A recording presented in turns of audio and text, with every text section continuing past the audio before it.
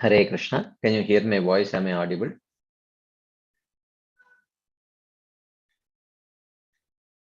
Is my voice audible? Okay, let's start.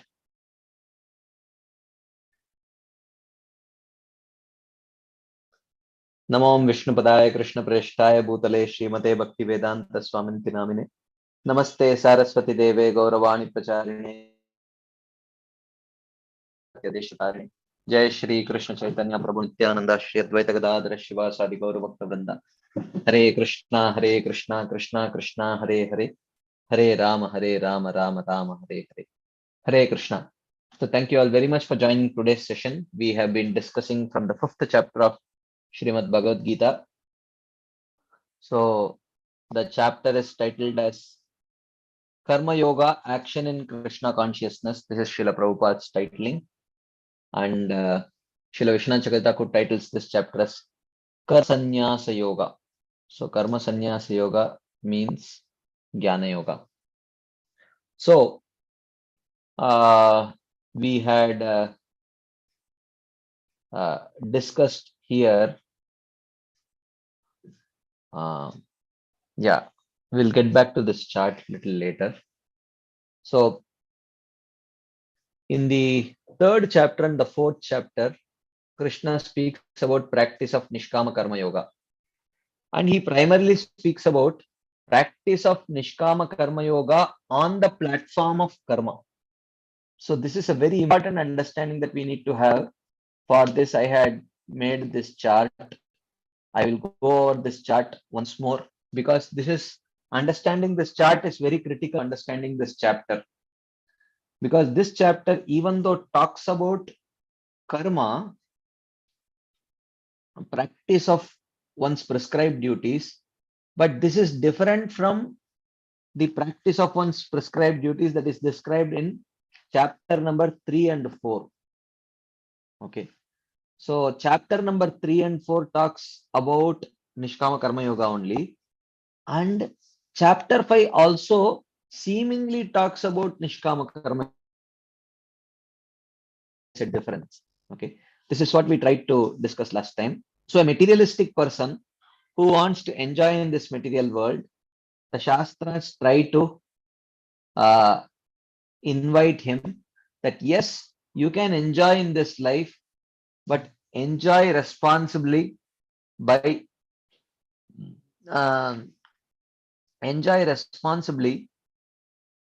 accepting the guidelines of the Shastras. If you follow the guidelines of the Shastras, then the Shastras will facilitate your enjoyment. So this is the teaching of the Shastras. So if someone accepts it, then they come to the stage of Sakama Karma Yoga, where they perform their Nitya Karma, Naimittika Karma, and Kamya Karma also for enjoying material fruits. But because they are following their prescribed duties properly, there is the prescribed duties in themselves actually purify the heart of the practitioner. They are designed in such a way. So gradually they come to the stage of Nishkama Karma Yoga, which for clarity purpose, we are calling it as Nishkama Karma Yoga type 1. Okay. So Nishkama Karma Yoga type 1, where they have identified that, it is not proper to have material goals in this life. One should actually aim for liberation. They are convinced of this, but still their heart is not purified from the anarth. There is lust, anger, envy, greed, illusion, and pride, which are there within their heart, but in the form of anarthas, not in the form of goals. So while these are there in the form of goals in a Sakama Karma Yogi's heart, in a Nishkama Karma Yogi's heart, these material desires are there in the form of anarthas, while he has very clearly identified that the goal should be liberation. Okay, so this is the classic case of this Nishkama Karma Yogi type 1 is very similar to a sadhaka. a sadhaka has identified prema as his goal, but he still has anarthas in his heart, like lust, anger, envy, greed, delusion, and pride, which he has to deal with. Okay. So when he continues to practice Nishkama Karma Yoga, which is his Varnashrama duties, with the goal of liberation, then gradually he progresses and comes to a stage where his heart has become completely free of all anarthas. When the anartha nivritti is complete, then he can meditate on Brahman. He can meditate on the path of jnana. But while meditating on that path of jnana or Brahman, he can continue to practice his Nishkama Karma Yoga practices also. Okay, which means he can continue to perform his Varnashram duties. He need not externally accept sannyas. He can remain a grihastha. So here we are calling this as Nishkama Karma Yoga type 2. So what is the difference between Nishkama Karma Yoga type 1 and type 2? Type 1 is Nishkama Karma Yoga on the platform of karma, whereas type 2 is Nishkama Karma Yoga on the platform of jnana. The person for jnana, but still for safety purposes, he continues to perform karma. Okay. So this is one option for a person who becomes qualified for jnana and the heart becomes purified, or he can give up his varnashrama duties, varna duties, and then he can take up to sannyas. This is the stage of jnana yoga, or he can take up to the path of ashtanga yoga. Okay, and all these three will lead to liberation. Right. So this is what we discussed. There is a difference between Nishkama Karma Yoga type 1 and type 2, which we elaborately discussed in the last 2 sessions. Right. So now we will start with this understanding, with this background, we will start discussing this chapter. As we saw last time, third chapter and fourth chapter discusses about practice of Nishkama Karma Yoga, but that Nishkama Karma Yoga is type 1 Nishkama Karma Yoga. Okay. So towards the end of the fourth chapter, Krishna glorified Jnana. Nahi Jnanena sadrisham pavitram iha vidyate tatsvayam yoga samsiddhir karatmani vindati. So like that, in so many verses he glorifies Jnana, but then towards the end he says that perform karma, like that. He says he insists on performance of karma. So therefore Arjuna again gets a question which is very similar to the question that he gets at the beginning of the third chapter. So he says here in the fifth chapter, Sannyasam karmanam Krishna punar yogam cha shamsasi yat shreya etayorekam tanme. So Arjuna said, Sannyasam karmanam Krishna punar yogam cha shamsasi. Krishna, first you glorify the path of sannyas, the path of jnana, but then again you are asking me to do karma yoga. Yet shreya etayorekam tanme brohichu nishchitam. Of the two, which is better? You tell me very clearly. So this is what he is asking. So this question, when the same question was asked at the beginning of a third chapter, Krishna very clearly told that Lokesmin Vividanishta Pura Prokta Mayanaga Jnana Yogena Sankyanam Yogena Yoginam. He said, Arjuna, true, it is true that Jnana, the path of Jnana or the stage of Jnana is superior to the stage of karma, but that does not, but one needs to have qualification. There are people with two different types of qualification. One is qualified for karma, another is qualified for Jnana. So one who is qualified for karma should practice karma only, and one who is qualified for Jnana should practice Jnana. So therefore, because you are qualified for karma, you should practice karma. Is Jnana superior? Yes. But does it mean anyone can practice jnana? No. There is an adhikar needed for jnana. That is purification of heart. Because your heart is not yet purified of the anarthas, therefore, I am telling you, don't give up your varnashram duties, continue to practice them. Nishkama karma yoga is what is prescribed for you. Tasmad asaktah satatam karyam karma samachara. Asakto hi acharan karma param apnoti purusha. This was the instruction of Krishna in the 3rd chapter. Therefore, Arjuna performed Nishkama karma yoga. But here, when Arjuna is asking this question, Arjuna is no longer a karma adhikari. He is a jnana adhikari. His heart is already purified. So here, Arjuna, even though he seems to ask the same question, Krishna gives a different answer actually.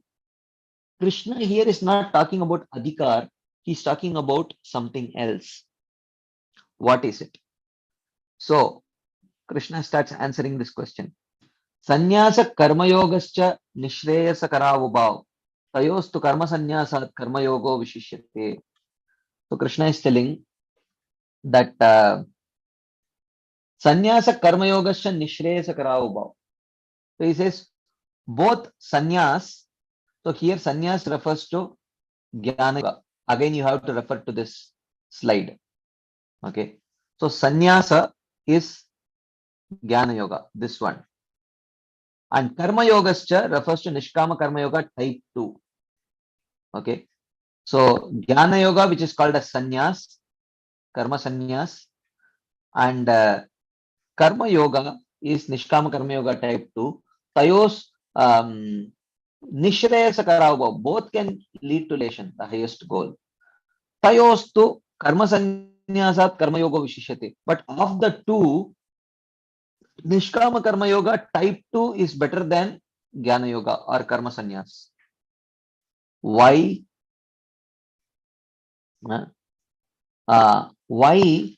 Because of the two, it is better because it is safe. So, someone thinks that by practice of Nishkama karma yoga, their heart has become purified. But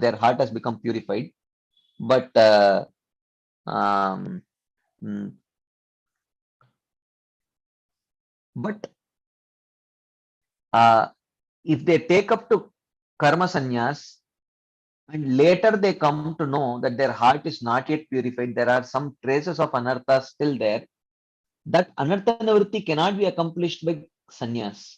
That nivritti can be accomplished only by karma yoga. But they have given up karma yoga, they have given up their varna dharma and taken up to sannyas. So now they are stuck up. If they give up sannyas, the society will criticize them. If they don't give up sannyas, then their heart will not get purified. And if their heart will not get purified, they will not be able to meditate on Brahman. There will be obstacles. So therefore, they are stuck up. They will not attain liberation. Right? So that problem comes. So therefore, Krishna says, Tayostu karma sannyasat karma yogo vishishyate. Therefore, O Arjuna, Nishkama karma yoga type 2 is better than Jnana yoga. And both of them can lead you to liberation. So better choose Nishkama karma yoga type 2, which means remain a grihastha, continue performing your varnashram duties, and simultaneously cultivate jnana. Because your heart has become purified, you will now be able to meditate on Brahman. So, without necessarily giving up your varnashram duties, continue meditating on Brahman. Okay. So then he says, Gyayasa nitya sannyasi yona nirbandho hi mahabaho sukam bandhan pramuchyati. It is Nyeyah. One should know that Saha, this Saha refers to this Grihastha sannyasi. One who Saha refers to one who practices Nishkama Karma Yoga type 2. So one who practices Nishkama Karma Yoga type 2, even though he is in the Grihastha ashram, But you should know, Arjuna, Gyeyaha, that Saha Nitya Sannyasi, he should be accepted as a constant sannyasi. Why? Because here sannyas means karma phala tyaga. He is not attached to the fruits. So such a person should be accepted as a sannyasi, even though he has not externally accepted the sannyasa ashram. Yona dveshti na kankshati. He is free from the dualities. So he does not desire anything and he does not hate anything. Nirdvandvo hi mahabaho. He has overcome the dualities of this material world. O mighty armed Arjuna. Sukham bandhat pramuchyate. Sukham, very easily, such a person will become freed from bondage and he will attain liberation. So, external grahastha ashram is not an obstacle to attaining liberation. And external sannyas without qualification will not necessarily lead to liberation. So, it is not about the external ashram, but it is about internally whether one has developed that detachment and purification of heart or not. Right? So then he continues. Sankhya yogau pratak balaha pravadanti na panditaha ekam api astita samyak ubhayor vindate phalam. So he says, only people seek that Nishkama Karma Yoga type 2 and Jnana Yoga are different. So Sankhya here refers to Jnana Yoga or Karma Sannyas, and Yoga refers to Nishkama Karma Yoga type 2. So only ignorant people think that these two are different, but actually they are not different. Both have the same goal and both will lead to the same goal only. So only the ignorant people, they say that, oh, he has not taken external sannyas, so therefore he cannot attain liberation. He is a grihastha, he cannot attain liberation. So only a foolish person will speak like that. So Gyayasa Nitya Sannyasi, sorry, Sankhya Yoga Pradakbalaha Pravadanti na Panditaha. So a foolish person will only speak as if Sankhya and Yoga are different. Ekamapi astita samyak ubayor vindate phalam. Either one of the two you practice, you can attain the goal of both, which is liberation. So then he says, Yat Sankhyahi prapyate sthanam tadyogairapi gamyate. Ekam Sankyam cha yogam cha yap pashyati sapashyati. Whatever can be attained by karma sannyas or jnana yoga can be attained, the same thing can be attained by Nishkama Karma Yoga type 2. Okay. So therefore, ekam sankyam cha yogam cha yap pashyati sapashyati. So therefore, one who sees this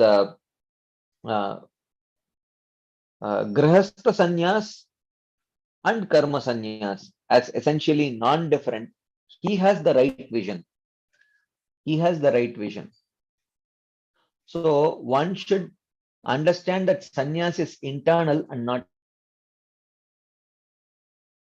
The Nishkama Karma Yogi type 2 and the Jnana Yogi both have internal sannyas.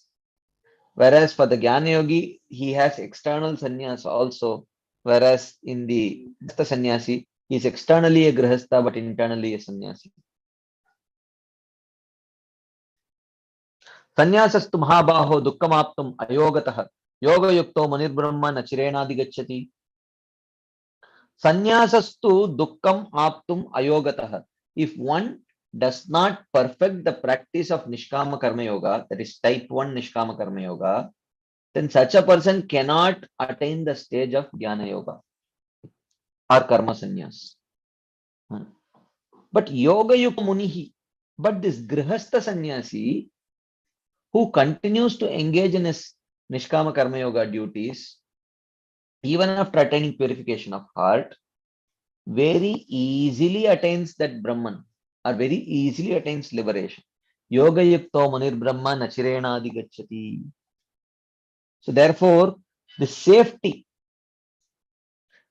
Grihastha Sannyas is safer than Sannyas, than Karma Sannyas. So Grihastha Sannyas is safer than Karma Sannyas.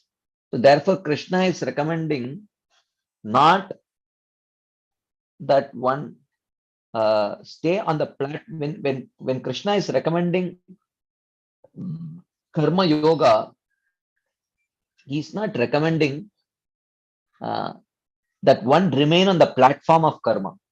What he is recommending is performing karma on the platform of jnana is better than taking premature sannyas. Better, even though if you are sure that your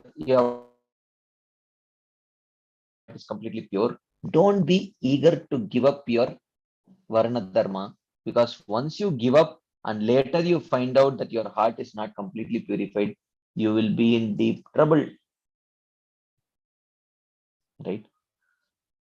So then he continues, yoga yukto vishuddhatma vijitatma jitendriyah sarva bhutatma bhutatma kurvan apina lipyate. So this yoga yukta, so yoga yukta here refers to nishkama karma yoga type 2. This yoga yukta, which is grihastha sannyasi or nishkama karma yoga type 2, he is vishuddhatma, having controlled his intelligence, vijitatma, having overcome the influence of his mind, and jitendriya, one who has conquered his senses. Kurvanapi, even though he is engaged. So this vishuddhatma, vijitatma, jitendriya, these three things indicate that he is on the platform of jnana. Okay. Vishuddhatma, vijitatma, and jitendriya indicates anartha nivritti is complete. Okay. So because anartha nivritti is complete, therefore he is nishkama karma yoga type 2, or he is the grihastha sannyasi. Okay. So such a person kurvan apina lipyate. So engaged in all work, he is not contaminated, because neither does he have an attachment for material fruits, nor does he have material desires in the form of anarthas. So kurvan apina lipyate, he is not contaminated by performance of actions, his varnashrama actions. So how is it that such a person is not contaminated? Naiva kinchit karomi iti yukto manyeta tattvavit pashyan shanvan shinjakhran ashnan gachan swapan swashan pralapan visrijan granan unmishan nimishan napi indriyani indriyarteshu vartanta iti dharayan. So such a person engaged in this grihastha sannyas, he is tattvavit. He very clearly has this knowledge and understanding that indriyani indriyarteshu vartanta iti dharayan. He very clearly understands that it is only the senses which are interacting with the sense objects while he is engaged in all kinds of activities of seeing, hearing, touching, smelling, eating, etc. So, um, and he thinks that naiva kinchit karomi iti manyeta. He considers or understands, I am not doing anything. It is only the senses which are coming in touch with the sense objects, which means there is absolutely no bodily identification. So even though he is engaging in these activities, he has overcome bodily identification. So therefore, he does not think he is the doer. Naiva kinchit karomi iti manyeta. He considers, I am not doing anything. I am not the doer. So therefore, kurvan apina lipyate, with whatever actions he performs, he does not get entangled by that. Okay. So then he says, ब्रह्मण्यादाय कर्माणि संगम त्यक्त्वा करोति यः लिप्यते न स पापेन पद्मपत्रम इवाम्बसा. So yaha, that person, that grihastha sannyasi, Sangam Tektva, who gives up attachment, Brahmanyadaya Karmani, offers his actions to the Supreme Lord, Lipyate Nasapapena, he is not contaminated by sins or even piety of those actions. Padmapatram Ivambasa, just as a lotus leaf is not touched by water. Similarly, um, similarly, he is also not touched by sin, even though he is engaged in all kinds of activities. Okay. So then he says, Kayena manasa buddhya kevalair indriyairapi yogina karma kurvanti sangam tektva atma shuddhaye. So he says, Yoginah karma kurvanti sangam tektva atma shuddhaye. So now he is talking about the Nishkama Karma Yogis of one. Okay. The first type Nishkama Karma Yogis who are the proper Grihasthas. They are not Grihastha sannyasis. Okay. So there is Sakama Grihasthas, Nishkama Grihasthas, and Grihastha sannyasis. Okay. So these are the three categories. Those who are Sakama Karma Yogis are Sakama Grihasthas. Nishkama Karma Yoga type 1 are Nishkama Grihasthas. Karma Yoga type 2 are Grihastha sannyasis. So there are three categories of Grihasthas, right? Which Bhagavad Gita talks about. The Sakama Grihasthas, the Nishkama Grihasthas, and the Grihastha sannyasis, right? So all three of them engage in Varna Dharma according to their Grihastha ashram, right? So the Nishkama Grihasthas, those are practicing Nishkama Karma Yoga type 1, which is Nishkama Karma Yoga platform of karma. They perform actions, Yogina Karma Kurvanti Sangam Tektva, without any attachment to the material results of those actions. They still perform their Varna duties, Atma Shuddhe, for the purification of mind, which means purification is not yet accomplished. Kayena Manasa Buddhya Kevalair Indriyarapi. They perform actions. Some of the actions are performed using the body, some performed using the mind, some are performed using the intelligence, or some are performed only using one's senses. But they are performed for the purification of mind. Yuktah karma phalam tyakva shantim apnoti naishtikim. Ayuktah kamakarena phale sukto nibadhyate. So he says, he who is engaged in karma yoga, which is Nishkama Karma Yoga type 2, while giving up the results, attains liberation. Naishtikim shantim apnoti. One who engages in Nishkama Karma Yoga, he attains liberation. Ayuktaha, but one who is not engaged in Nishkama Karma Yoga, he becomes attached to the fruit. Kama karena, out of lust, he becomes.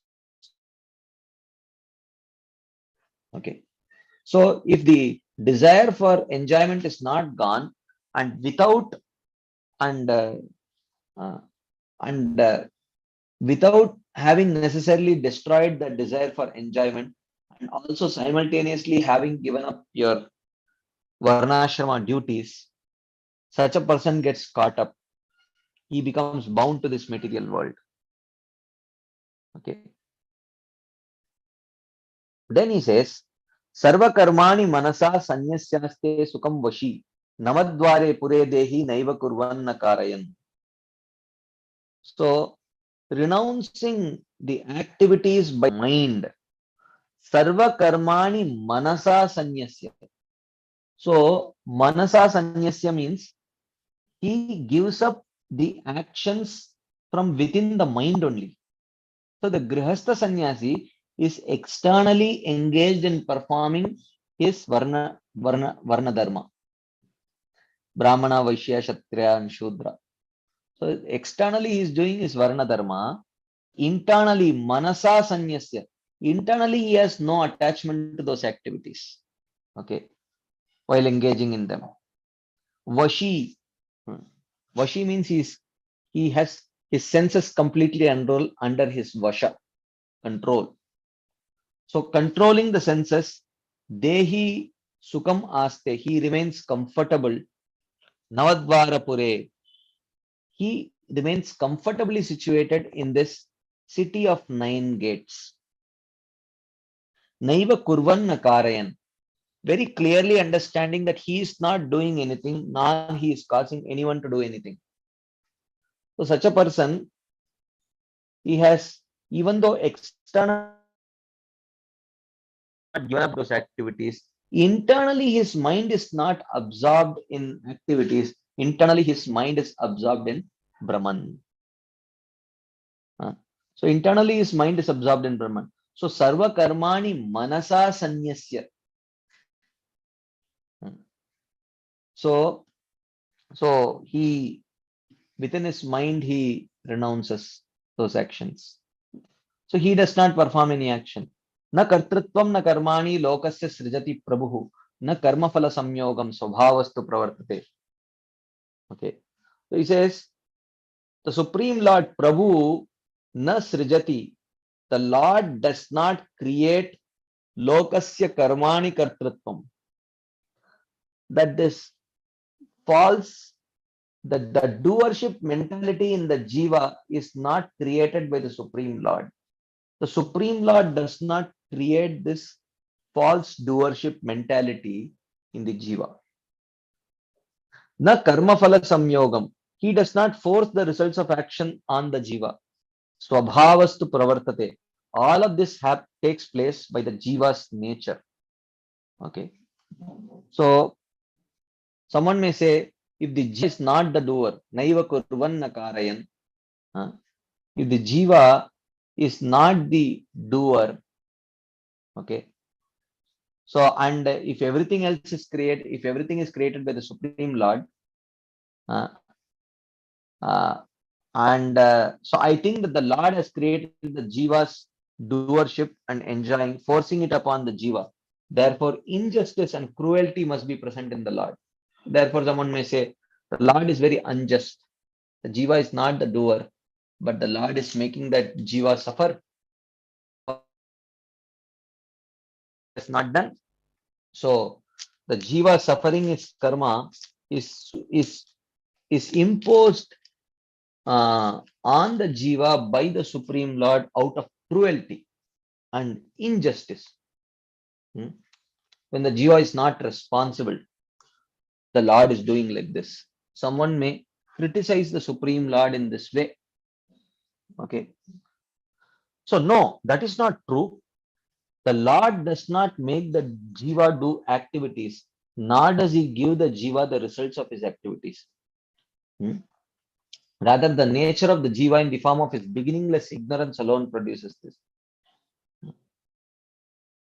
So that ignorance makes the jiva assume the false identification as the doer. So the Lord does not superimpose that false identification as the doer. It is the jiva, due to the ignorance, assumes that false identification.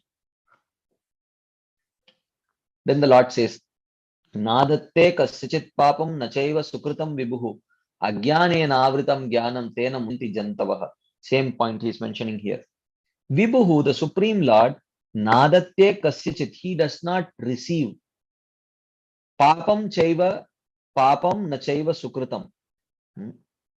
The Lord does not receive the sinful or pious reactions for those actions. Jnanam avritam ajnanena. The jiva's knowledge is covered by ignorance. Because of this, the living entities are bewildered. The Lord did not cover.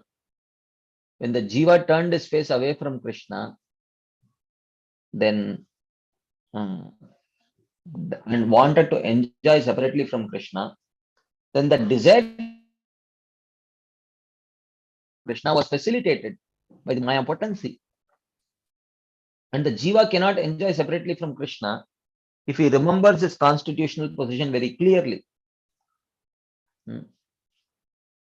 So, in order to facilitate the desire of the jiva,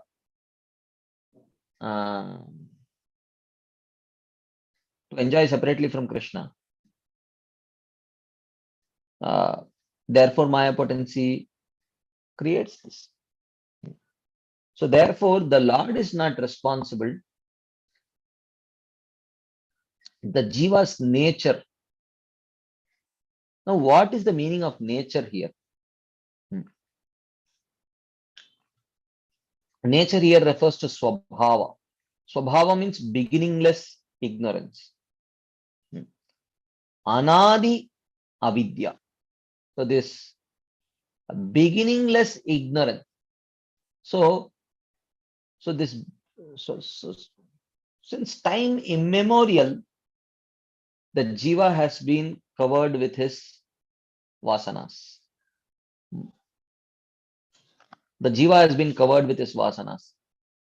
And those vasanas inspire the jiva to identify with the body and engage in all these kinds of actions.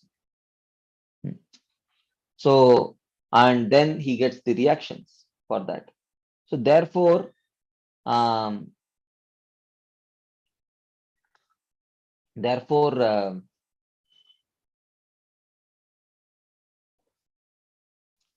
okay. Therefore, the Lord is not responsible. That's what he's saying. So this is where we ended our discussion last week. So before we continue our discussion with discussion points, comments, questions, anything anyone would like to share, ask, add, you can please go ahead. There are some questions in the chat box. Let us see. Is a pure Grihastha Bhakta in Krishna consciousness also a Nitya Sannyasi? Well, yes. Yeah, he's more than a Nitya Sannyasi. The sannyasi word as understood in the context of the 5th chapter, he is in one sense greater than a Nitya Sannyasi, because a Nitya Sannyasi, the highest he can achieve is impersonal liberation, whereas a pure Grihastha Bhakta, when properly engaged in the Grihastha ashram, he attains liberation. In Krishna consciousness, which ashram is greater, Grihastha or Sannyasa ashram? Doesn't matter. Anukulyasya sankalpa pratikulyasya varjanam. Whatever is anukul, one accepts it. So it does not really matter. So this grihastha or sannyas is on the bodily platform. Bhakti is on the platform of soul. They have no connection. Krishna says karma yoga is greater than karma sannyas. Correct. Yeah, karma yoga is greater than karma sannyas because it is very safe. We saw the reason why he says that also. Because if he takes up to and then later finds out that his heart is not completely purified, then then how will he purify his heart? Because only his varna duties will purify his heart.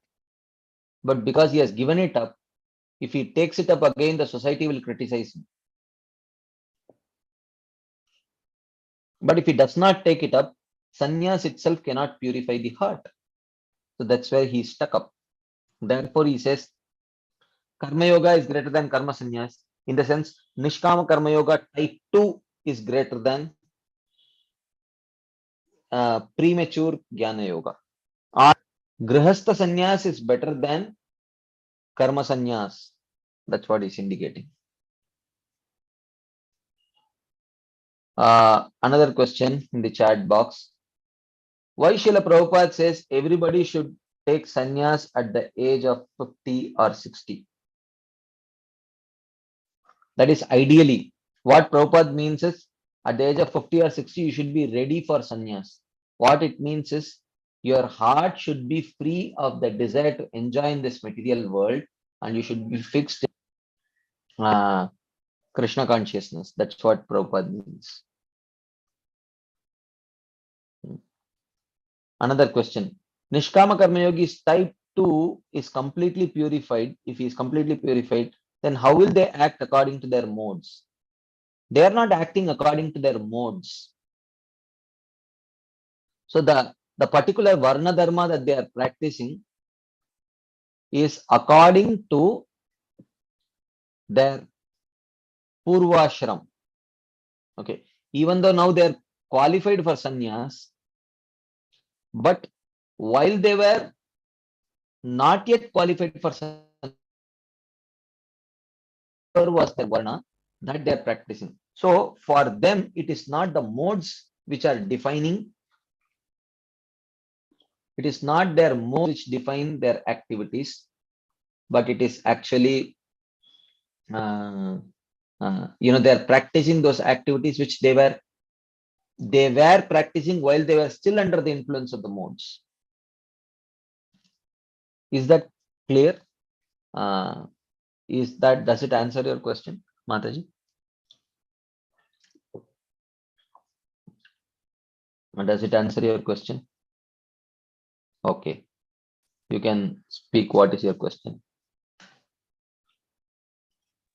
Hare Krishna, Prabhuji. Prabhuji, Nishkama Karma Yogis too, actually they are completely purified and they are just, Krishna is asking them to be on safer side. You better, without taking Jnana Yoga, you better continue with this karma itself. That's the part. Is that correct, Prabhuji, understanding of this? No. Okay. Without taking up to, they have to perform, they will naturally, because the obstacles to meditation on Brahman are removed. The obstacles to meditation on the Brahman are the material desires or anarthas. Because the anarthas are gone, they will naturally meditate on the Brahman. And Okay, meditation on Brahman is on the platform of Jnana. So, but it is, but externally it is not karma sannyas or Jnana yoga. Externally it is, you will see them engaging in their Varna Dharma. But internally, because the obstacles to meditation on Brahman are removed, therefore they are able to meditate on Brahman. Yeah, that is understood, Prabhuji, but still they are working, they are doing the prescribed duty means now you said like they act according to their swabhava, their previous swabhava. Then naturally all those things that anarthas will come, no, Prabhuji. No, why it will come? Prabhuji, anarthas, we are getting anarthas only because of the mode's influence, no, Prabhuji. Yeah. So when the mode act on them, then I couldn't understand this part only. Why did the modes come? When we have material desire. Did modes come because of material desire, or did material desires come because of modes? Because of material desire only modes come, Prabhuji. Are you sure? If you have, let's say you have a desire to, you have a material desire, eat spicy food. So does Rajogun act on you because you got that desire to eat spicy food, or did you get that desire to eat spicy food because of Rajogun? Because of Rajogun, I got the desire to eat spicy food. Right. So desires are born out of modes. Correct. Okay.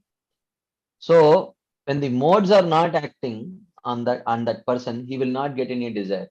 So just because he is engaging in his Varna Dharma does not mean he will be influenced by modes. He has already transcended that level. Just so now he you is said, just, Prabhuji, when modes are acting, you will have desire. You're telling like that only now, Prabhuji. yeah. Then your statement proves that when Why he's the modes are acting, acting? Why would modes act on him? Performance of action does not see. Actions do not decide modes. Modes inspire particular action, yes, but he is performing those actions not inspired by modes. he is performing those actions just out of habit of having performed them when he was under the influence of those modes. Oh, okay. Just out of habit. That's all. So there is no influence of mode on him now. No, not at this stage. At this stage, there is no influence of modes. So a Nishkama Karma Yogi, one performing those activities because he is still influenced by modes. But Nishkama Karma Yogi type 2 is performing those activities despite not being influenced by the modes. He is not influenced by those modes. Thank you, Prabhuji. Hare Krishna. Hare Krishna. Ramacharya Prabhu. Hare Krishna Prabhu. Yes, Prabhu. So many terms, and I would like to just simplify my understanding. So what I'm getting is that, and please correct me, what I'm getting is that in third chapter, Krishna is basically emphasizing the Niskam Karma Yoga type 1 Grihastha. And then in fourth chapter, he gives that knowledge to Arjun so that in fifth chapter, he can act as Grihastha Sannyas. Is that right, Flo? Just a very simplified way of my understanding. No. This Okay. is not the complete correct understanding, because it is not by knowledge a Nishkama Karma Yogi type 1 will become Nishkama Karma Yogi. It is by purification of heart that a Nishkama Karma Yogi type 1 will become Nishkama Karma Yogi type 2. But so purification. in the fourth chapter, in the fourth chapter, Krishna spoke about, just give me 1 second. Just give me 1 second. Yeah. So, but in the fourth chapter, Krishna spoke about knowledge in the sense he glorified the stage of jnana, the importance of reaching the stage of jnana, that it was just a glorification of the goal of a Nishkama Karma Yogi, which is to reach the stage of jnana, from which he will be able to peacefully, without any obstruction, he will be able to meditate on Brahman. So therefore, he is glorifying that stage of jnana. And then in the fifth chapter, he says, having come to the stage of jnana, you don't necessarily have to give up karma. You can continue performing your karma. And then while performing your karma, you can meditate on Brahman. So that is, he is talking about Grihastha sannyas as being safer than karma sannyas. So Prabhuji, so Niskam Karma Yoga type 1 has goal as purification, and Niskam Karma Yoga type 2 has a goal as liberation. No. Or Nishkama Karma Yoga, or engaging in Nishkama Karma Yoga type 1 has liberation as the ultimate goal and purification as the intermediate goal. Whereas Nishkama Karma Yoga type 2 has attained that intermediate goal, so he has only the ultimate goal of liberation. Oh, thank you, Prabhu. That helps a lot. Thank you. Correct.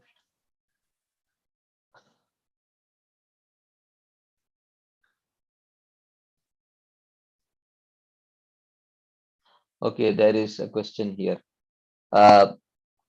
Okay, this is a very relevant question here in the chat box. And is Nishkama Karma Yoga under the part of Dharma Shastra or Jnana Shastra? The practices of Nishkama Karma Yoga are under Dharma Shastra. Then how is Dharma Shastra, how is a person practicing Dharma Shastra able to cultivate Jnana? This is a very nice point. So here the person, in terms of practice of his Varna Dharma, he takes guidance from Dharma Shastra. But when it comes to cultivating Jnana, he takes guidance from Jnana Shastra. So here, for a person qualified for Jnana, to perform karma also is not prohibited. It is not prohibited. But for a person qualified for karma, to perform jnana is prohibited because there is no qualification there. So a person on the platform of jnana, there is no prohibition in the Shastras that he should not practice his karma. He can, he need not also. Okay. So yes, internally he is a jnana yogi, externally he is acting like a karma yogi. So therefore, it is not wrong for a person who is qualified for jnana to externally practice karma under the guidance of Dharma Shastras is not prohibited. But for a person who is only qualified for karma, to prematurely take up jnana is prohibited. So therefore, the injunctions of the Shastras, there is no prohibition for such a person. Okay. Now, let us start today's discussion. We still have about 37 minutes left to cover a few verses at least. So, Krishna continues. Okay, there is another question in the chat box. If a Nishkama Karma Yogi type 1 is not pure enough to reach Nishkama Karma Yoga type 2, will he get heavenly destination? Or is there any sinful tendencies and he can go to hell also? Yeah, if he succumbs to his sinful tendencies, he will get papa. And he will get papa. And if those papa is not atoned for, and if it is a serious papa, then he may go to hell also and suffer. Not every sinful action warrants a person to go to hell and suffer. For many of the sinful activities, if they are minimal, then one may get that suffering while in this bhuloka only. Okay, one may not necessarily have to go to Narakaloka. But while practicing Nishkama Karma Yoga type 1, if a person succumbs to sinful desires, serious sinful desires, then can he go to hell? Yes, why not? Definitely he can go to hell. And will he get a heavenly destination? He will not. When he will get a heavenly destination? When he actually starts performing, when he gives up his Nishkama Karma Yoga and starts performing Sakama Karma Yoga. If he starts performing Kamya Karma, when his Abhilasha changes, he says, Are, I no longer want to pursue this liberation. I think I am happy pursuing heavenly pleasures. So I will not just perform my Nitya Naimittika Karma, but I will perform Kamya Karma also to attain heavenly destination. So if in thinking in this way, if his faith only changes from Nishkama to Sakama, then he can get heavenly destination. Does it answer your question, Prabhu? Rajaraj Govind Prabhu. Okay. Now let us continue this discussion further. Jnanena tu tad ajnanam yesham nashitam tesham adityavat jnanam prakashayati tatparam.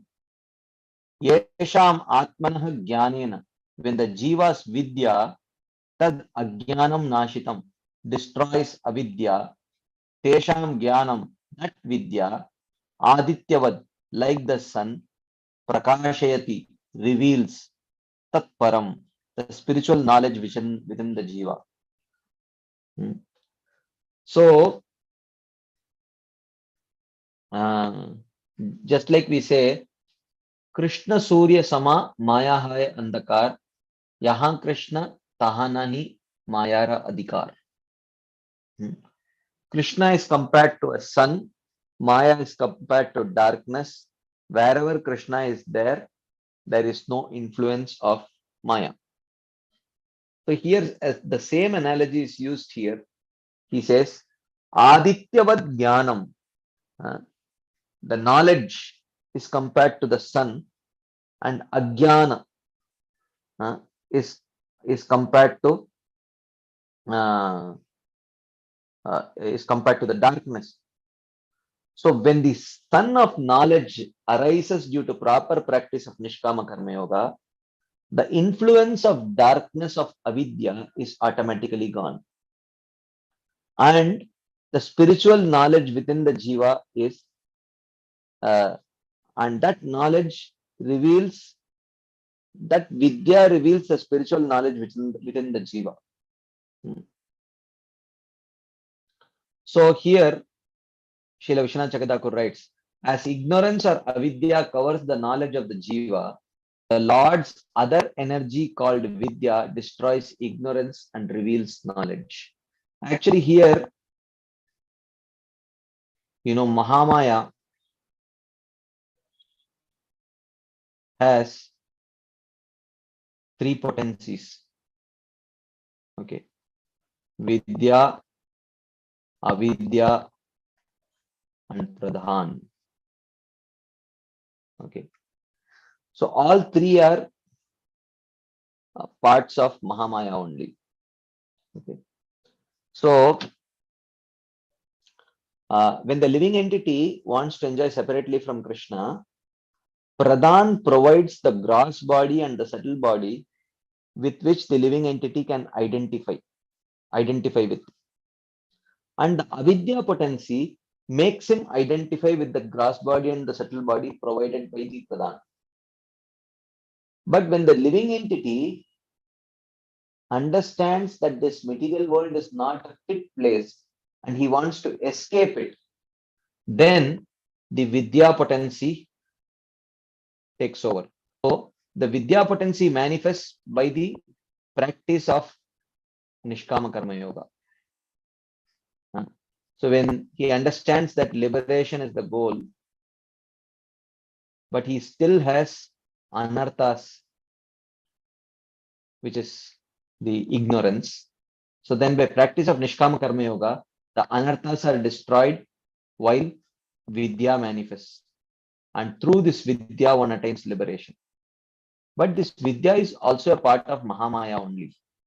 Only when one develops the pure desire to serve Krishna, then Yogamaya takes over. Till then, the vidya potency is also a part of Mahamaya only. Okay. And liberation is also a selfish desire. Wanting to enjoy in this world or wanting to enjoy liberation, both are selfish desires only. So therefore, even the vidya potency is also within the realm of Mahamaya only. So he says, by the vidya shakti, jnanena avidya, ajnanam is destroyed, and knowledge of the jiva is produced, not knowledge of Krishna. Knowledge of Krishna is not produced by the path of jnana. Knowledge of Krishna is produced by bhakti only. Bhaktyamam abhijanati yavan yaschasmi tattvataha. Just as the glow of the sun destroys darkness and reveals objects like pots and cloth, so vidya destroys vidya and reveals the spiritual knowledge in which the jiva is convinced of his spiritual nature. So this knowledge of the jiva, that I am not the body, I am the soul, is revealed not by Yogamaya, it is revealed by the vidya potency of Mahamaya only. Thus, the Lord does not bind anyone, nor does he liberate anyone. But vidya and avidya, which are qualities of Prakriti, liberate and bind the jiva. Okay, that is what he mentioned before. In this 14th verse, I think, right? Na kartrutvam na karmani lokasya srijati prabhu na karmafala samyogam swabhavastu pravartate. All of this takes place by the jiva's nature. the jiva swabhava, which can be either vidya or avidya. If it is vidya, then it leads to liberation. If it is avidya, it leads to bondage. So, like that. Okay. So,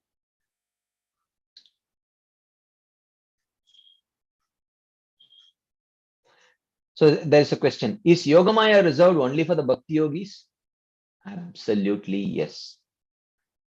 Not for the Karma Yogis or Jnana Yogis or Ashtanga Yogis.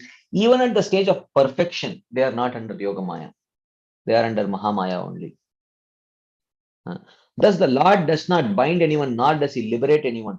But Vidya and Avidya, which are the qualities of Prakriti, they liberate and bind the Jiva.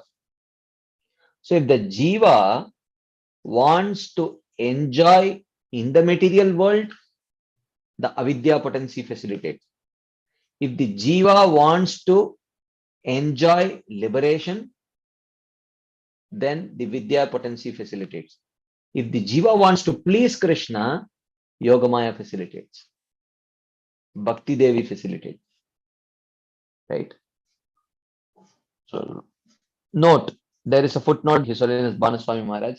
Jiva Goswami in Paramatma Sandarbha explains that Vidya and Avidya are two aspects of Maya. Correct. The qualities of Prakriti are the causes of bondage in the form of instigating the Jiva to become the doer and the enjoyer. And they are the causes of liberation in the form of such qualities as detachment, peace. So detachment and peace is generated by the Vidya potency by the practice of Nishkama Karma Yoga, and the bondage is created by the Avidya potency, which is generated due to mere existence in the material world. Okay.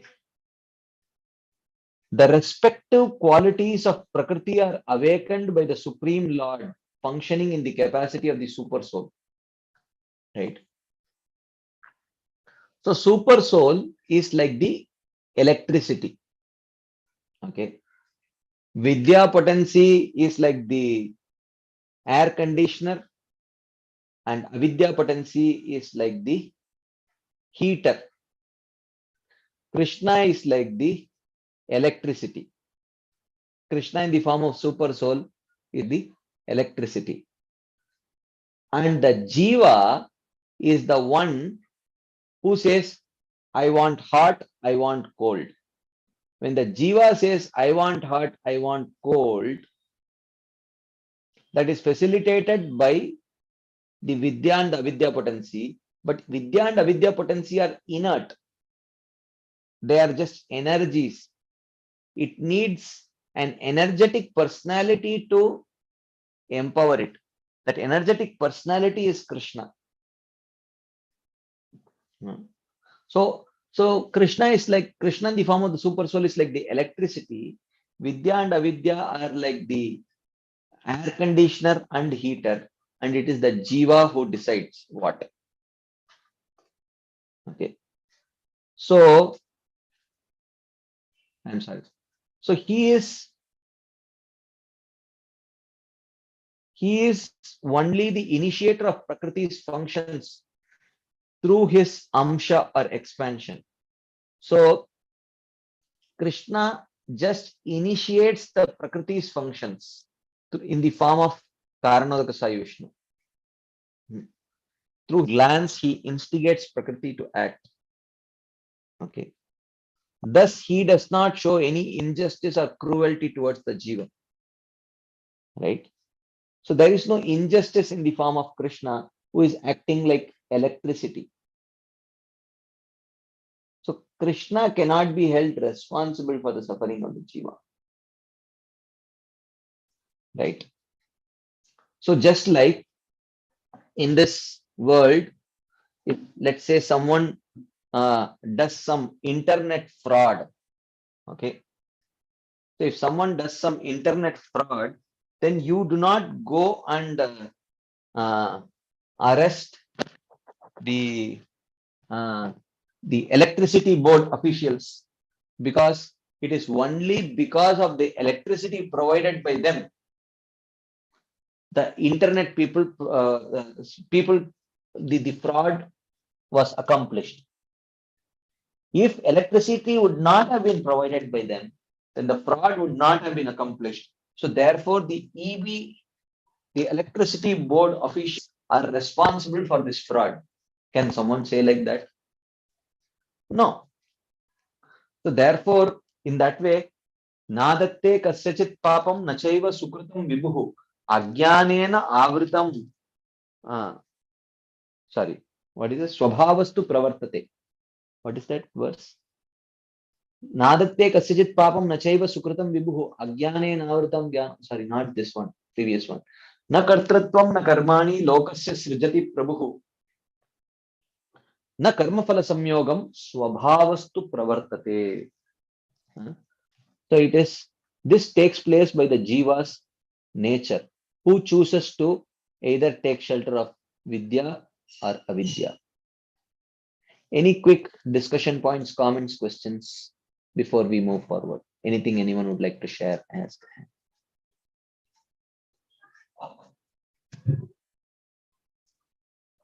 Yes, Keshav Priya Mataji. Correction, Prabhuji. Prabhuji, there is a shloka in Isha Upanishad now, Prabhuji. We need to, one jiva has to, one has to understand both vidya and avidya. That vidya is that knowledge about Krishna, Prabhuji? Yeah, that vidya is in general spiritual knowledge. Hmm. And that avidya refers to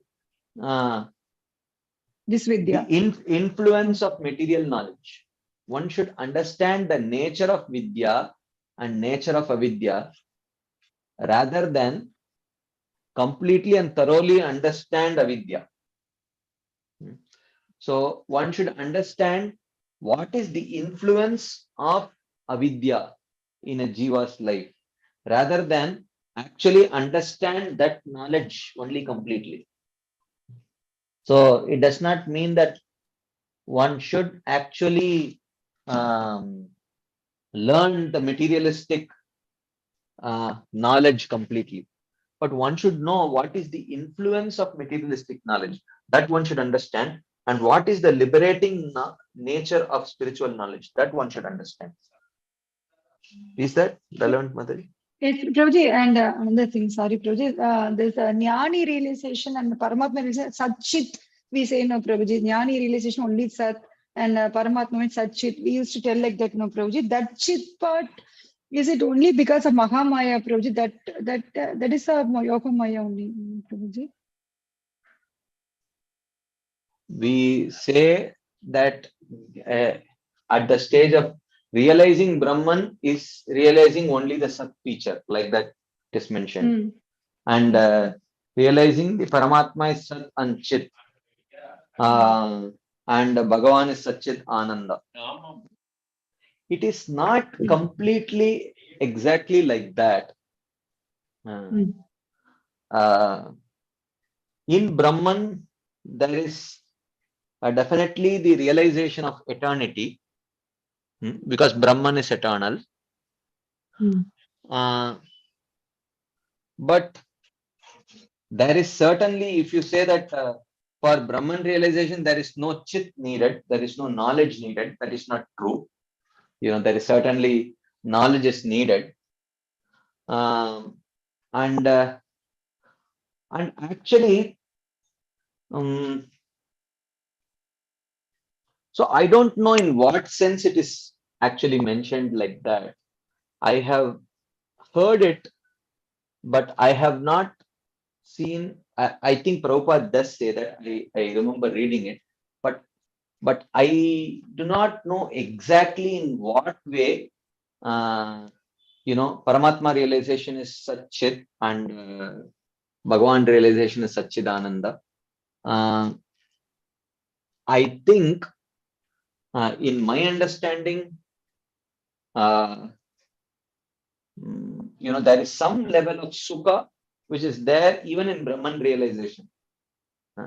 So the eternal feature is there in all three, but the chit and ananda is there to a compromised degree in Brahman realization and Paramatma realization also. So to say that it is absolutely not there, I don't know in what context. So I do not exactly know.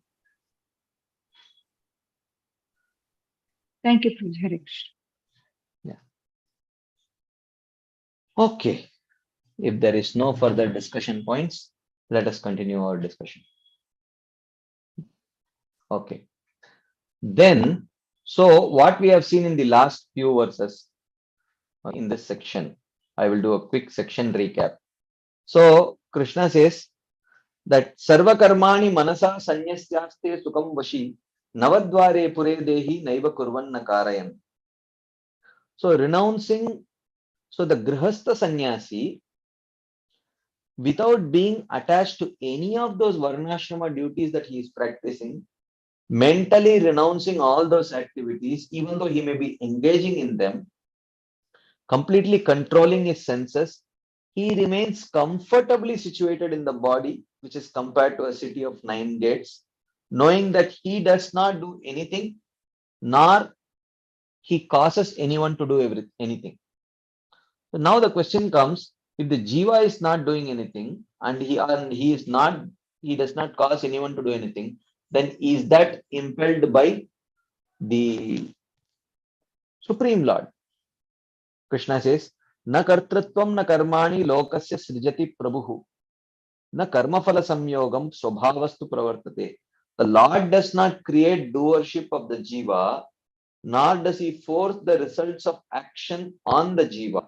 This takes place by the jiva's nature of avidya. So what is that jiva's nature? He mentions in the next verse. Nadatye kasyachit papam nachaiva sukritam vibhu. Agyanena avritam jnanam tena muyyanti jantavaha. The Lord does not receive the sinful or pious reactions from those actions. The jiva's knowledge is covered by ignorance, avidya. Tena muyyanti jantavaha. So this is an explanation of this swabhavastu pravartate. The explanation of swabhavastu pravartate.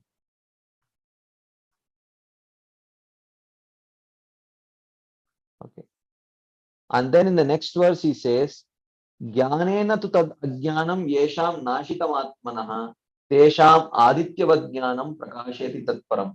So here he says, this is also further explanation of swabhavastu pravartate. Okay. So if the swabhava is vidya, it leads to manifestation of spiritual knowledge within the jiva and eventually liberation. If the swabhava is avidya, then it leads to tena muyyanti jantavaha, bewilderment of the living entity within this material world. Okay. So swabhava means prakriti, right? So vidya and avidya.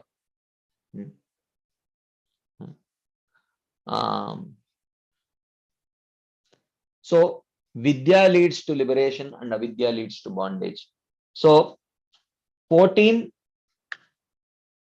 14, 15, 16, it talks about the doers.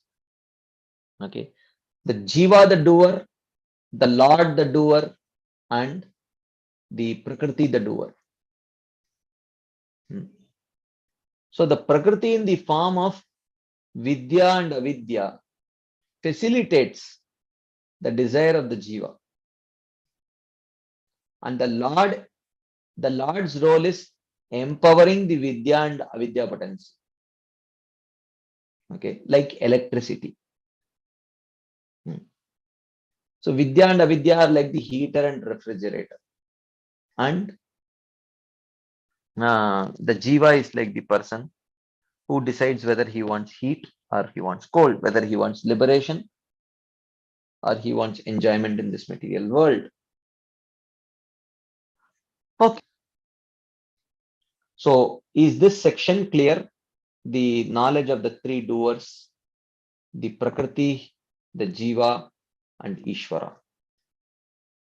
If there are no discussion points, comments, questions, we will move on to the next section, which is liberation, focusing on the super soul. Okay. There is something in the chat box. Okay.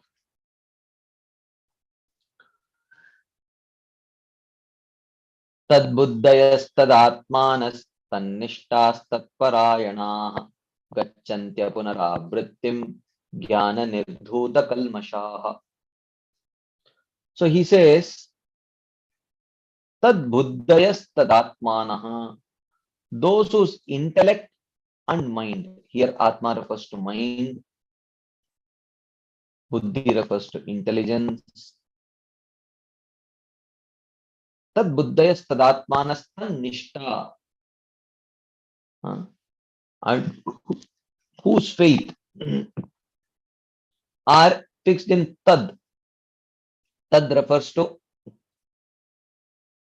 Krishna as Paramatma. So here he is introducing how, as we saw, jnana should lead to realization of the soul.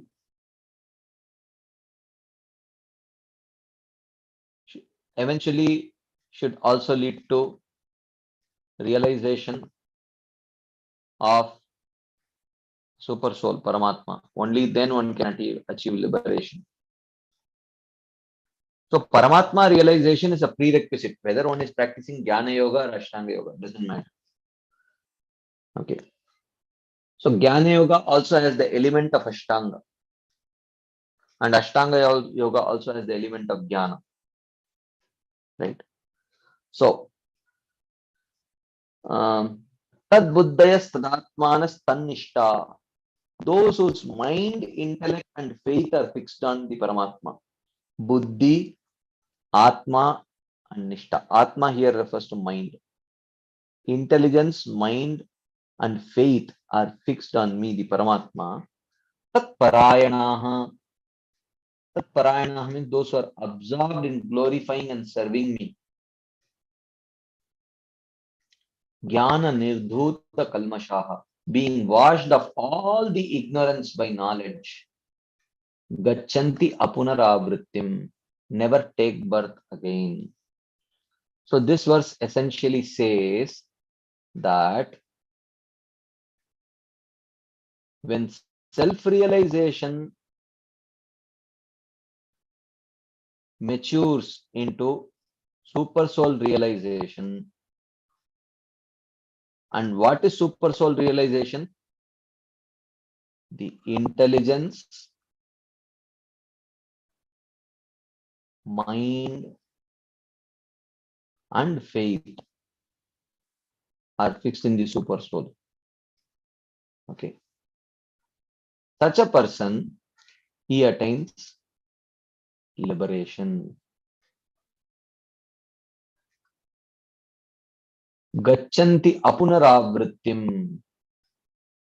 You see here, he talks about going to a place from where one does not return back.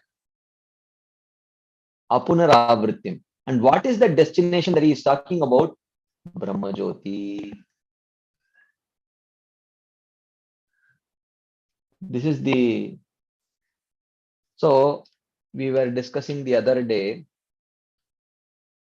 that it's not that one who goes to Brahmajyoti comes back. So it's not that one who goes to Brahmajyoti comes back. So the Shastras very clearly say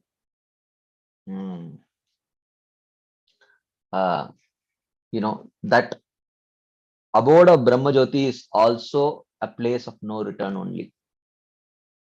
Nasa punaravartate, nasa punaravartate. Like that the Upanishads also say. And in Gita only there are 2 or 3 places where it is very clearly mentioned that those who go to Brahmajyoti also do not come back. And there are multiple places in Bhagavatam where it is mentioned. Yad gatvana nivarteta yogi linga vinirgame. Like that it is mentioned in the 3rd canto of Srimad Bhagavatam. So therefore when Srila Prabhupada says that one who goes to Brahmajyoti returns back, what he means is one who reaches the stage of being a Jivan Mukta, he can return back. So Prabhupada says those who go to the Brahmajyoti, they fall back and they become philanthropists. So Prabhupada says we have seen such liberated people becoming philanthropists. Now, how do we know? We have seen means, is that Pratyaksha Praman? How do you know whether such a person who has taken up philanthropy was a liberated soul? Right? So what essentially Prabhupada means, and the Shastras also agree with this point, is that who has reached the stage of being a Jivan Mukta,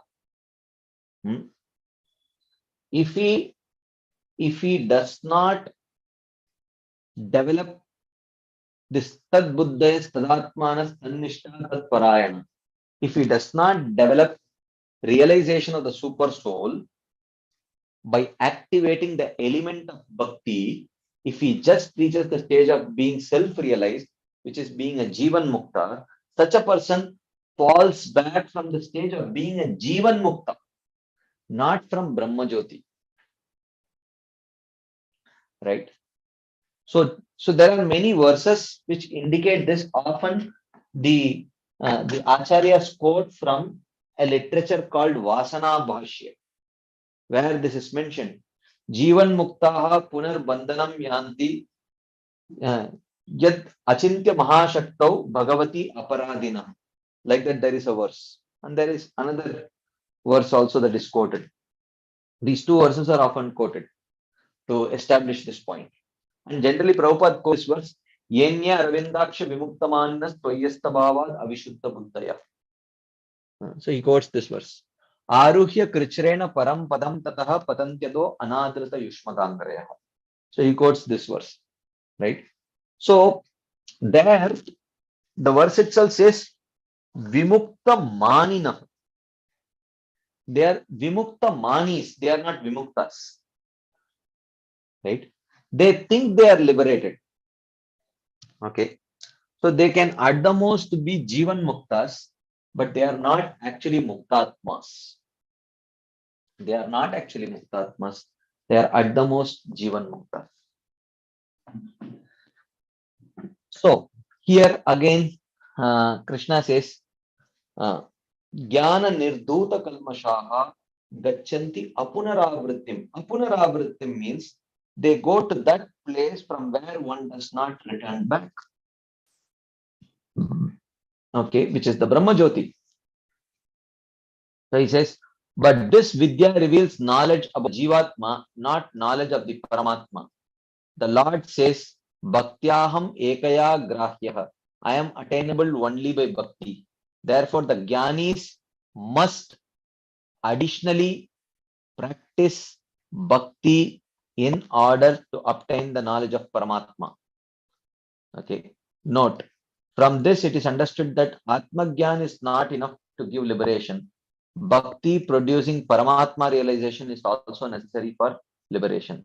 That is stated in this verse. So a Jnana Yogi should also have realization of Paramatma. So it's not that. So that is the point. So the word Tat refers to the Supreme Lord previously mentioned as Vibhu in verse 15. Those who place their intelligence in the Supreme Lord, who are dedicated to contemplation on the Lord using their intellect, who are meditating on the Lord using the mind, who fix their knowledge in the Lord, give up sattvic knowledge of the soul apart from the body, and becoming fixed only in the Lord. Tan nishtaha. Since the Lord says one should surrender that knowledge to Him. Jnanam cha mayi sanyaset.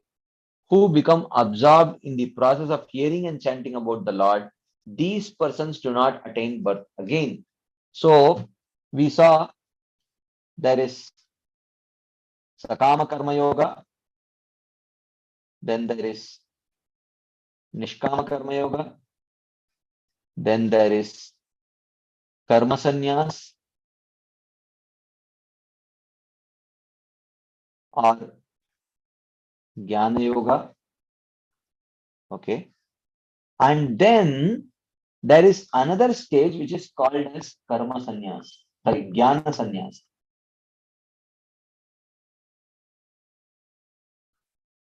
And then it leads to liberation.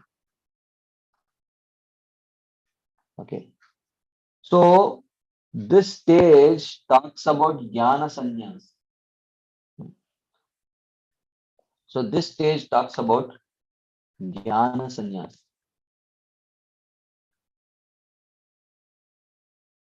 At some point, one has to give up the elements of Jnana also, because even Jnana is on the level of Sattva. The path of Jnana is on the level of Sattva.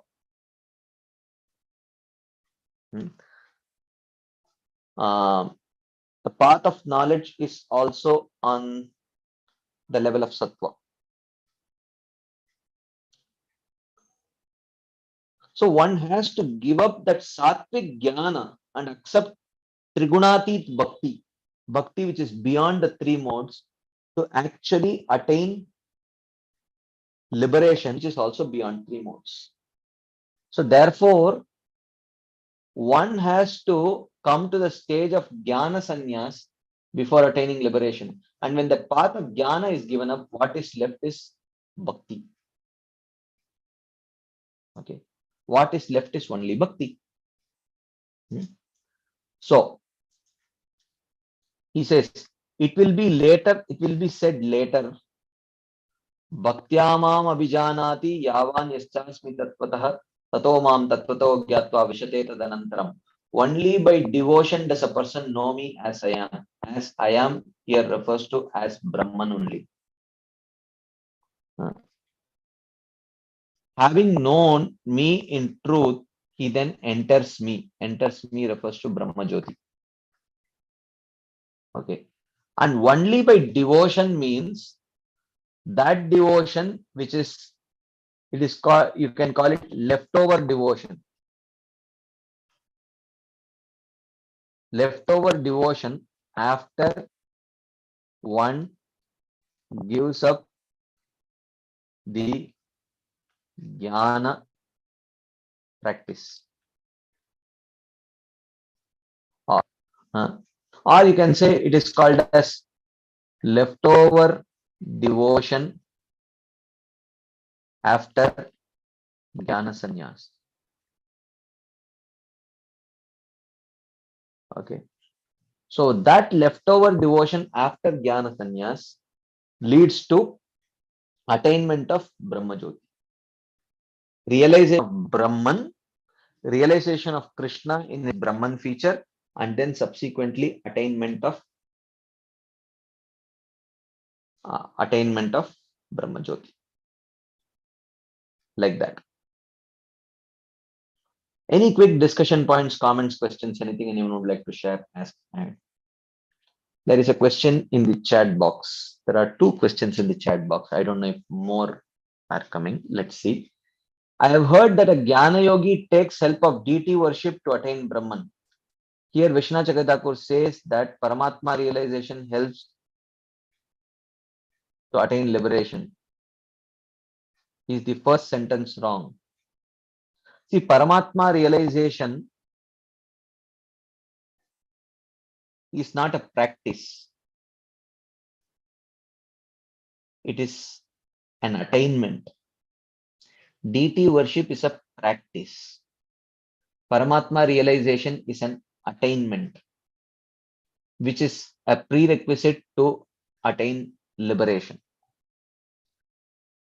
So deity worship or other such limbs of devotional service are the bhakti elements in the practice of a Jnana Yogi, which eventually leads to that Paramatma realization, which eventually leads to liberation.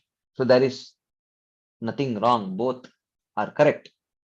One is practice, another is an intermediate goal. Will the Jnana Yogi proceed towards Ashtanga Yoga at this stage after Brahman realization? Yeah. See, actually, you can see it in there are two ways of looking at it. Okay. So I will just answer this question and then we will pause today's discussion here. Okay. I will again and again repeat because some of you have joined late, even though we have discussed these things before. But some of you have joined late in the Bhagavad Gita sessions. So I am having to repeat, but it's okay. But at least I am requesting you, it is only weekly once. If you somehow try to regularly attend, because a lot of these fundamentals have been laid in the first 4 chapters. So we have already discussed them. But I mean, you cannot be blamed because you didn't know about the existence of this course before.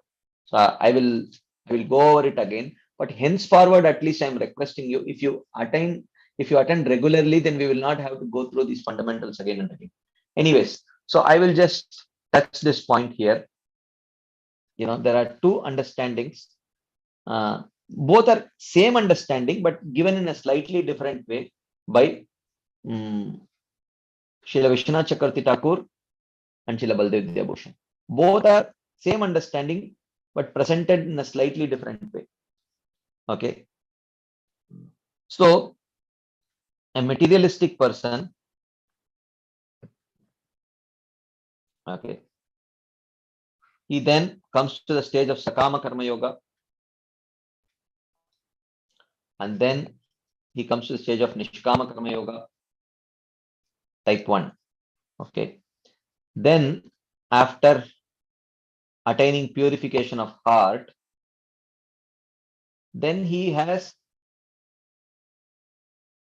3 paths, right? The path of Nishkama Karma Yoga, type 2, or Jnana Yoga, or Ashtanga Yoga, which eventually leads to liberation, we saw. Okay. But actually, before this leads to liberation, there is this stage of Jnana Sannyas,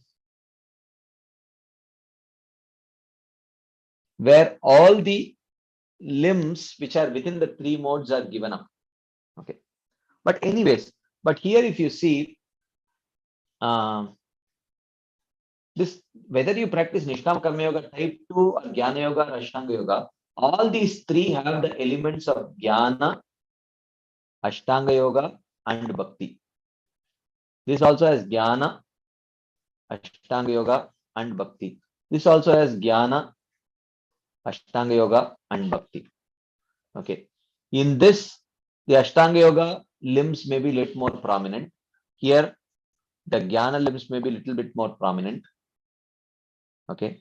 And here, apart from this, there will also be the limbs of karma. But these karma limbs are dummy in one sense. Like, of course, karma, jnana, yoga, everything is dummy, only bhakti is. So in one sense, like karma, it is not karma because it is practice on the platform of jnana only. Okay. So, therefore, in one sense, if you see, these are all one. So what Baldev Vidyabhushan says, not Bhaktivinoda Thakur, Baldev Vidyabhushan, he clubs all 3 of them into one only. Okay. So he explains this yoga ladder in this way. He says materialist,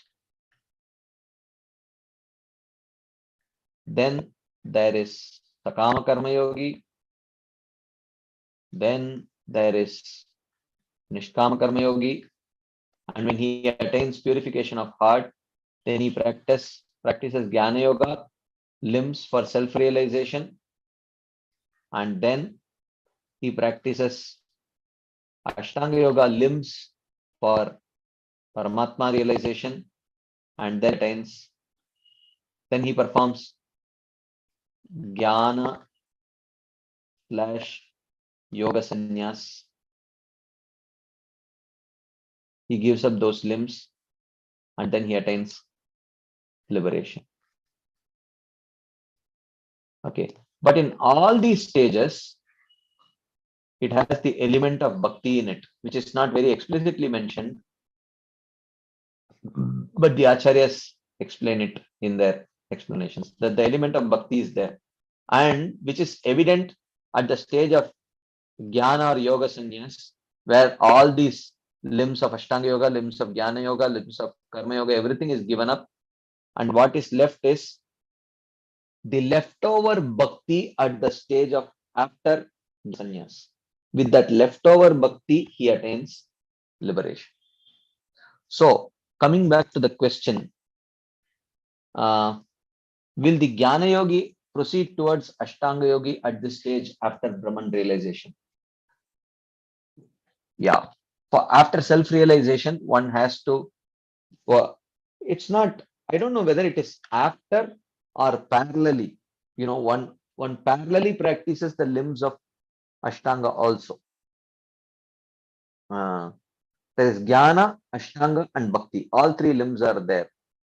And then at the stage of Jnana Sannyas, then the limbs of Jnana and Ashtanga are given up, and then one attains liberation. Like that. Is that clear?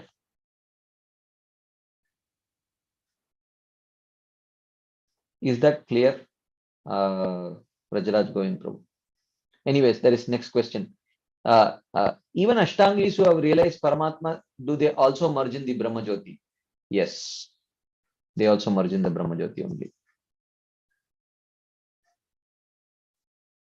Yes, Rajaraj Govind Prabhu. Hare Krishna. Yes, Prabhu. Yeah, so as I have missed the initial many lectures, so this I am hearing first time what you showed today. Mm-hmm.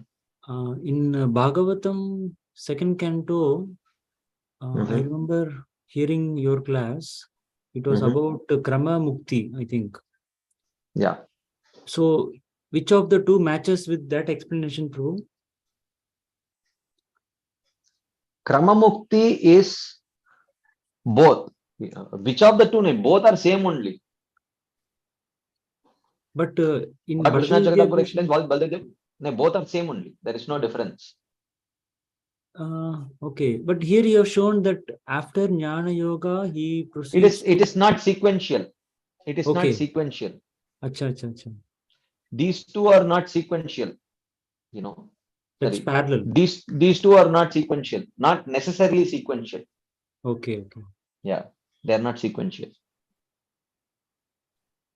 Okay. Okay.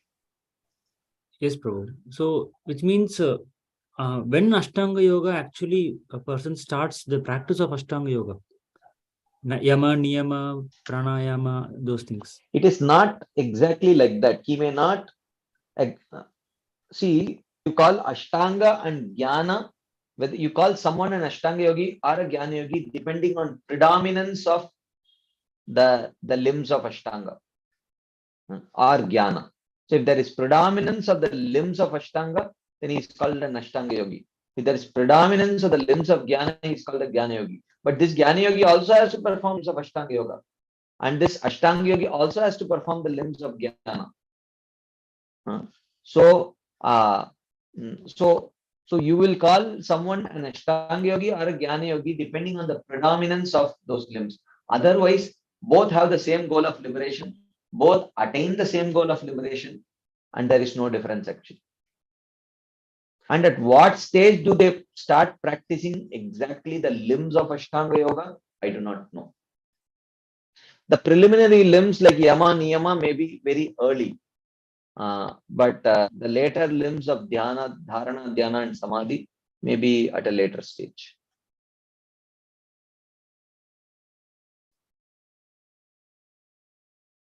Is that okay, bro? I muted by mistake.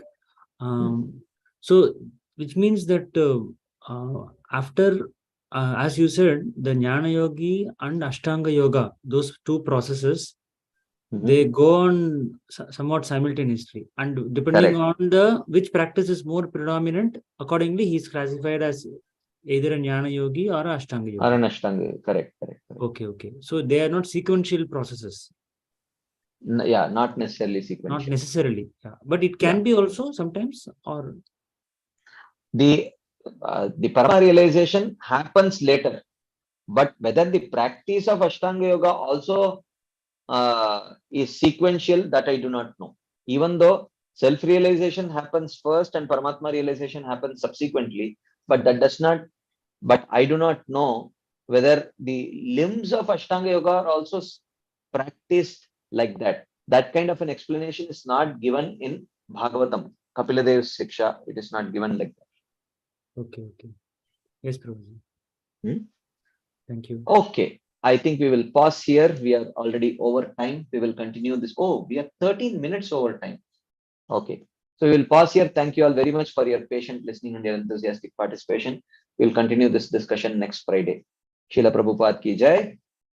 Srila Vishwanath Chakravarti Thakur Pad ki jai. Srimad Bhagavad Gita ki jai. Hare Krishna. Thank you very much.